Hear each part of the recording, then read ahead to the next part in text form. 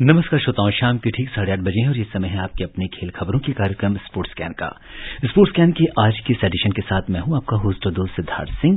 तमाम खेल खबरों पर विस्तार से चर्चा करने के लिए हमारे साथ स्टूडियो में मौजूद हैं वरिष्ठ खेल विशेषज्ञ गौस मोहम्मद। गौस, स्पोर्ट्स स्कैन कार्यक्रम में आपका स्वागत है। बहुत बहुत नमस्कार सिद्धार्थ जी, आपको भी। और सबसे पहले बात करते हैं स्पोर्ट्स हेडलाइंस की।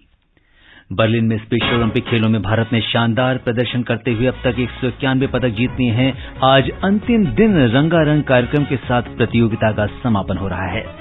फुटबॉल में बांग्लादेश ने आज बेंगलुरु में सैफ चैंपियनशिप के ग्रुप बी के मैच में मालदीव को 3-1 से हराया। 2 बार की चैंपियन भारतीय पुरुष हॉकी टीम FIH जूनियर विश्व कप के शुरुआती दिन 5 दिसंबर को ग्रुप सी में दक्षिण कोरिया के खिलाफ अपने अभियान की शुरुआत करेगी। और भारतीय गोल्फर अदिति अशोक ने KMPG महिला PGA चैंपियनशिप के दूसरे दौर के अंत में 2 बर्डी लगाकर कट में जगह बनाई।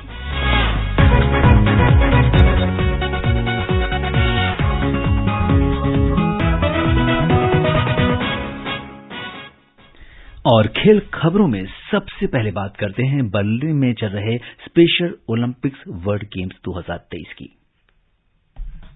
बर्लिन में स्पेशल ओलंपिक खेलों की शुरुआत 17 जून से हुई और आज इन खेलों का अंतिम दिन है। स्पेशल ओलंपिक खेलों में भारत के प्रदर्शन पर चर्चा करने के लिए हमारे साथ हैं national chairperson special Olympic games Bharat doctor Mallika Nadda, जो इन खिलाड़ियों के साथ जर्मनी में हैं। डॉक्टर मल्लिका, नमस्कार। आकाशवाणी के स्पोर्ट्स स्कैन कार्यक्रम में आपका स्वागत है। सबसे पहले आपसे जानना चाहेंगे कि स्पेशल ओलंपिक्स में भारत का प्रदर्शन कैसा रहा? वर्ल्ड समर गेम्स बर्लिन 2023 में लगभग पूरे विश्व से 190 देशों ने प्रतिभागिता की, जिसमें second largest delegation special Olympics Bharat का था। और भारत ने बहुत ही बेहतरीन प्रदर्शन इस वर्ल्ड गेम्स में किया है, जहां 198 स्पेशल एथलीट्स ने भाग लिया। वहां अभी तक लगभग हमने 191 मेडल्स प्राप्त कर चुके हैं। सबसे अधिक मेडल्स रोलर स्केटिंग में 27 मेडल्स हमारे खिलाड़ियों ने अर्जित किया है और उसके बाद रोलर स्केटिंग में 25 मेडल्स हमारे खिलाड़ियों ने हासिल किए हैं। यूनिफाइड फुटबॉल, हैंडबॉल, वॉलीबॉल जैसे कई सारी प्रतियोगिताओं में गोल्ड, सिल्वर और ब्रॉन्ज मेडल के साथ हमारे सभी खिलाड़ियों ने बहुत ही अच्छा प्रदर्शन किया है। डॉक्टर मल्लिका, इस समय समापन समारोह चल रहा है, क्या कुछ वहां पर चल रहा है इन समारोहों को लेकर? खेलों का समापन समारोह है। 17 से प्रारंभ हुए इन खेलों का समापन आज 25 को बर्लिन में होने जा रहा है, जहां सभी देशों के खिलाड़ी एक जंबल मार्च पास्ट करते हैं, जहां आपस में मिलने का, आपस में शुभकामनाएं देने का और आपस में दोस्ती का एक वातावरण हम सबको देखने को मिलेगा। जहां स्पेशल ओलंपिक्स का फ्लैग अगले देश में होने वाले ओलंपिक्स गेम्स के लिए दिया जाता है, वहीं हमारे फ्लेम ऑफ होप जो मशाल लेके हमने इस कार्यक्रम को शुरू किया था, उसका भी आज समापन होगा। इसके साथ ही सभी खिलाड़ी अपने अपने देशों को अपने मेडल्स के साथ एक खुशी के माहौल में वापस जाएंगे। स्पेशल ओलंपिक्स भारत एक स्पोर्ट्स फेडरेशन है और स्पोर्ट्स फेडरेशन के नाते ministry of youth and sports के अंतर्गत हमारा संगठन कार्य करता है और ministry of youth and sports से स्पेशल ओलंपिक्स भारत को सहयोग मिलता है, जिसके कारण हम इतना बड़ा दल और डेलीगेशन लेके बर्लिन और विदेशों में जा सकते हैं। यही नहीं, भारत सरकार के द्वारा खेलो इंडिया के माध्यम से भी जहां खेलों को प्रोत्साहित किया जा रहा है, वहीं दिव्यांगों के खेलों के लिए भी विशेष आग्रह भी किया जा रहा है। हमारे इन खिलाड़ियों को सरकार के माध्यम से कैश अवार्ड भी दिए जाएंगे, जो गोल्ड, सिल्वर और ब्रॉन्ज मेडलिस्ट को प्राप्त होंगे। और इसके अलावा कई प्रदेश सरकारों ने भी ऐसे दिव्यांग जनों के खेलों के लिए जहां भीम अवार्ड जैसे अवार्ड की घोषणा की है, एकलव्य अवार्ड जैसे अवार्ड की घोषणा की है, वहीं सरकारी नौकरियों में इनको स्थान मिले और ये आत्मनिर्भर बने, इसके लिए भी प्रयास किया जा रहा है। और सरकार और समाज के सहयोग के कारण ही स्पेशल ओलंपिक्स जैसे संगठन आगे बढ़ने में सफल हुए। डॉक्टर मल्लिका, आप स्पोर्ट्स स्कैन कार्यक्रम से जुड़ी हमारे श्रोताओं के साथ तमाम जानकारी साझा करने के लिए आपका बहुत बहुत धन्यवाद और आभार। जी हाँ, ये थी डॉक्टर मल्लिका नड्डा जो बता रही थी कि बर्लिन में किस तरह से स्पेशल ओलंपिक खेलों में भारत ने शानदार प्रदर्शन किया है।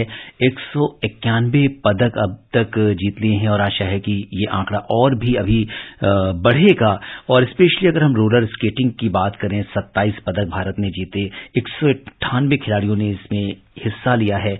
और जिस तरह से 190 देशों की जो ये स्पर्धा थी जिसमें हर किसी ने प्रदर्शन किया और जिसकी शुरुआत 17 जून से हुई, आज ये प्रतियोगिता अपने समापन की ओर बढ़ रही है। और इस समय जबकि हम भारत में बात कर रहे हैं तो बर्लिन के टाइम के हिसाब से वहां पे इस समय जो रंगारंग कार्यक्रम है वो अपने पीक पर है। और जैसा कि डॉक्टर नड्डा ने बताया कि वहां पे खिलाड़ी जो है मार्चिंग करते हुए एक दूसरे को दोस्ती का संदेश देते हुए विश्व में एक भाईचारे का संदेश भी दे रहे हैं, न सिर्फ खेल रहे हैं। और जिस तरह का ओवरऑल इवेंट है, जिस तरह की बातें, सरकार का सहयोग भी इसमें मिला। और अगर हम देखें गौस कि ये जो भारत का शानदार प्रदर्शन रहा, जो दूसरा भारत ने सबसे बड़ा दल यहां पर भेजा है और 198 खिलाड़ी जब आपके मतलब 191 से ज्यादा पदक लेकर किसी टूर्नामेंट में हिस्सा लेते हैं और इतना बेहतरीन प्रदर्शन करते हैं, क्या कुछ कहेंगे आप इन खिलाड़ियों के प्रदर्शन के बारे में? सबसे पहले तो मैं खेल मंत्रालय को और जो ऑफिशियल हैं उनको बधाई देना चाहूंगा, क्योंकि ये काम आसान नहीं होता। जिस तरह इतने सारे मेडल्स भारतीय टीम ने स्पेशल ओलंपिक में जीते हैं, एक पूरी योजना, एक प्लानिंग की गई है जो एक लॉन्ग टर्म्स के अंदर है। और जिस तरह हमने, अगर हम पैरा ओलंपिक की बात करें, वहां भी हमने 19 मेडल जीते थे टोक्यो में, तो ये एक क्रांति है। स्पेशल ओलंपिक में भी क्रांति। जिस तरह से एक बहुत अच्छी बात जो डॉक्टर साहब ने भी मैडम ने बताई, वो ये कि जो मेडल्स लेके आ रहे हैं या जो पार्टिसिपेट करते हैं, कांसे तक गोल्ड, रजत और कांसे लाते हैं, उनको स्पोर्ट्स कोटे के तहत रिक्रूटमेंट की जाएगा, उनको रोजगार मिलेगा। ये भी एक अच्छी चीज है। ये एनवायरनमेंट फैलता है और एक जो आपका मनोबल बढ़ता है, सबसे बड़ी चीज है मनोबल बढ़ता है। यहां देखिए किस तरह से प्लान करके बर्लिन के अंदर तिरंगा फहरा और आपने कहा कि एक दूसरे को बधाई दे रहे हैं। यकीनी तौर पे हमारी तरफ से भी पूरे भारतीय दल को बधाई और ऑफिशियल्स को और कोच जो लगभग मेरे ख्याल से 57 कोच टीम के साथ है, उन सबको बधाई। ये एक कठिन कार्य होता है, ओलंपिक जो मेन होता है उससे भी कठिन, और उसके अंदर जो एकाग्रता की जरूरत होती है, जो प्लानिंग की जरूरत होती है, वो सब शामिल है। तो इस स्पेशल ओलंपिक के अंदर जो कामयाबी भारतीय दल को मिली है, आसान नहीं है। 66 गोल्ड जीतना, उसके अलावा सिल्वर और ब्रॉन्ज की भी संख्या कोई कम नहीं है। तो ये एक इंगित करता है इस बात के कि इससे भारतीय जो एनवायरनमेंट है, जो वातावरण है, वो खेलनुमा हो गया है।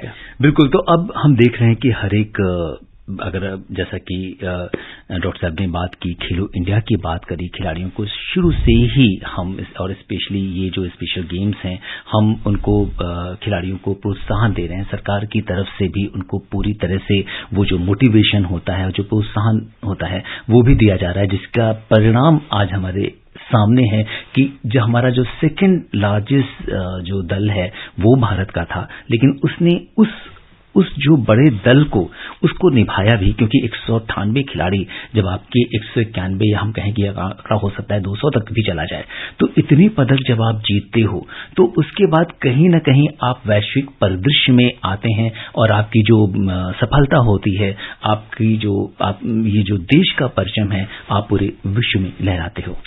बेशक आप ये देखिए कि वर्ल्ड हेल्थ ऑर्गेनाइजेशन भी गर्व महसूस करता है स्पेशल ओलंपिक के ऊपर, ये जितने भी होते हैं, क्योंकि एक जो भावना जागृत होती है खिलाड़ियों के अंदर, खास करके स्पेशल ओलंपिक के अंदर, वो गजब की है।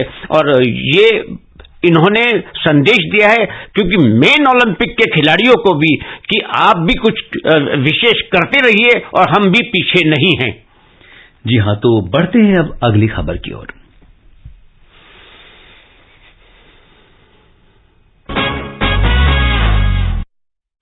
जी, हम बात करते हैं फुटबॉल की, जिसमें बांग्लादेश ने आज बेंगलुरु में सैफ चैंपियनशिप के ग्रुप बी के मैच में मालदीव को 3-1 से हरा दिया। इस जीत के साथ बांग्लादेश ने 3 अंकों के साथ चैंपियनशिप में अपना खाता खोल लिया है। फिलहाल 3 टीमों के अब 3-3 अंक हैं, जबकि लेबनान अगर आज जो कि अभी मैच ऑन गोइंग है भूटान को हरा देता है, और अगर हम देखें तो ताज़ा समाचार मिलने तक लेबनान अभी 4-0 से आगे है, तो उसके पास 6 अंकों के साथ तालिका में शीर्ष पर जाने का मौका हो सकता है।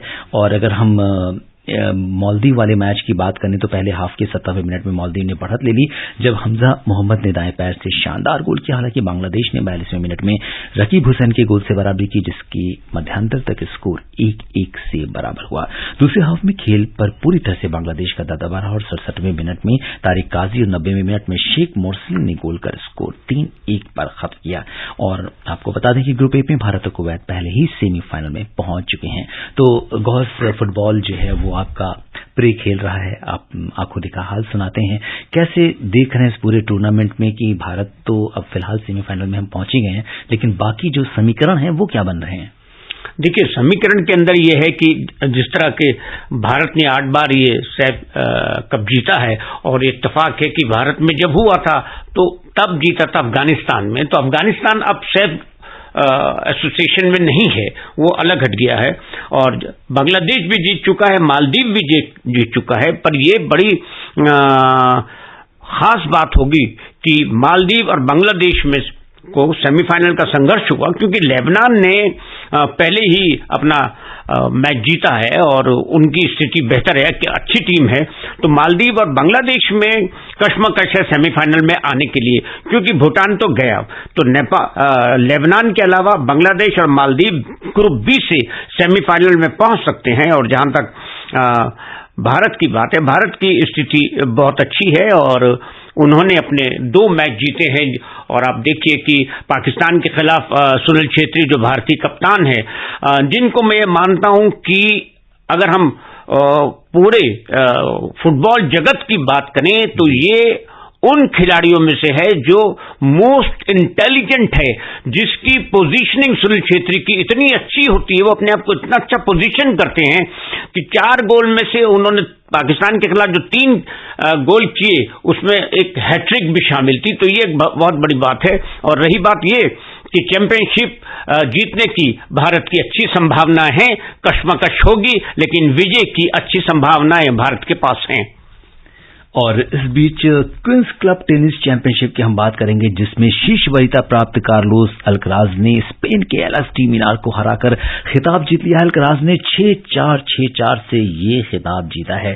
तो काफी अगर हम देखें तो 6-4, 6-4 से अल्कराज ने हालांकि खिताब जीता, लेकिन आप किस तरीके से इस पूरे मैच को देखते हैं? देखिए, जाहिर सी बात है, जिस तरह से ये मैच हुआ है उसमें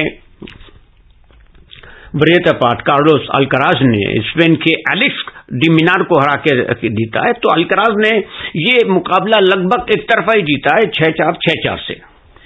बढ़ते हैं अगली खबर की ओर। 2 बार की चैंपियन भारतीय पुरुष हॉकी टीम FIH जूनियर विश्व कप के शुरुआती दिन 5 दिसंबर को ग्रुप सी में दक्षिण कोरिया के खिलाफ अपने अभियान की शुरुआत करेगी। इस टूर्नामेंट का आयोजन 16 दिसंबर तक बुक जलील स्थित नेशनल हॉकी स्टेडियम में होगा। 16 टीमों के बीच खेले जाने वाले इस टूर्नामेंट के ड्रॉ भी कल निकाले गए हैं। 2 बार विश्व चैंपियन रह चुकी भारतीय टीम भुवनेश्वर में हुए पिछले विश्व कप 2021 में फ्रांस से हारकर चौथे स्थान पर रही थी। जर्मनी और अर्जेंटीना के बाद भारत तीसरी टीम है जिसने 1979 में शुरू हुए इस टूर्नामेंट को 1 से अधिक बार जीता है। और चलते चलते आपको बता दें कि भारतीय गोल्फर अदिति अशोक ने KPMG महिला PGA चैंपियनशिप के दूसरे दौर के अंत में 2 बर्डी लगाकर कट में जगह बना ली है। अदिति ने पहले दौर में 75 का कार्ड खेला था, वो दूसरे दौर में 16 होल में 2 ओवर चल रही थी। अपना 24वां मेजर खेल रही अदिति ने अंतिम 2 होल में बर्डी लगाकर कट में जीत सुनिश्चित की। कल 5 ओवर का रहा, जबकि अदिति 3 ओवर में संयुक्त 41वें स्थान पर रहीं। और श्रोताओं, अब समय अनुमति नहीं रहा कि मुझे और खेल खबरों पर चर्चा करें। गौर साहब हमारे स्टूडियो में तमाम खेल खबरों पर विस्तार से चर्चा करने के लिए आपका बहुत बहुत धन्यवाद और आभार। धन्यवाद, नमस्कार। श्रोताओं, स्पोर्ट्स कैन में आज के लिए बस इतना ही। कल शाम 8:30 बजे दोबारा मुलाकात के वादे के साथ इजाजत दीजिए सिद्धार्थ सिंह और स्पोर्ट्स कैन की पूरी टीम को। नमस्कार, शुभ रात्रि।